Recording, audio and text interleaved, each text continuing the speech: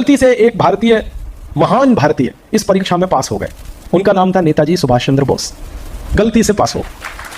गलती क्या थी? नेताजी को मालूम नहीं था कि ये परीक्षा क्यों होती है और कलेक्टर का काम क्या होता है।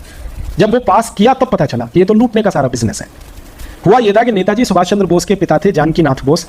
वो बेटे को बार बार कहते थे कि तुमको कलेक्टर होना चाहिए, कलेक्टर होना चाहिए। जैसे आजकल बहुत सारे पिता कहते हैं, हर पिता का सपना बेटा कलेक्टर बने, कलेक्टर बने, कलेक्टर बने। तो उस जमाने में भी था, क्योंकि लूटने को सबसे ज्यादा तो यही मिलता है ना।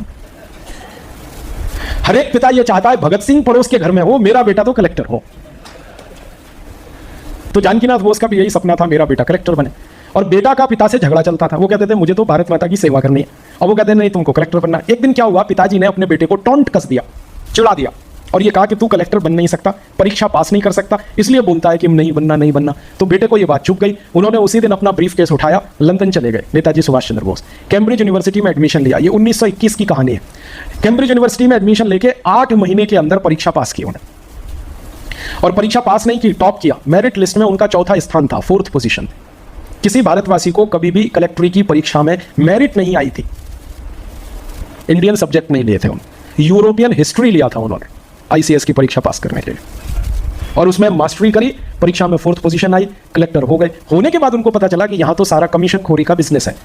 उनको कहा गया कि तुमको भारत में पोस्टिंग मिलेगी, इतना लूटना है, उसमें इतना तुम्हारा कमीशन होगा, और हर बार पोस्टिंग में तुम्हारी तरक्की होती जाएगी। तुम जितना ज्यादा ईस्ट इंडिया कंपनी को लूट लूट के दोगे, उसी के हिसाब से तुम्हारा प्रमोशन होगा। नेताजी सुभाष ने कहा कि मैं ये नौकरी नहीं कर सकता, और उसी समय उन्होंने इस्तीफा दिया, रिजाइन किया।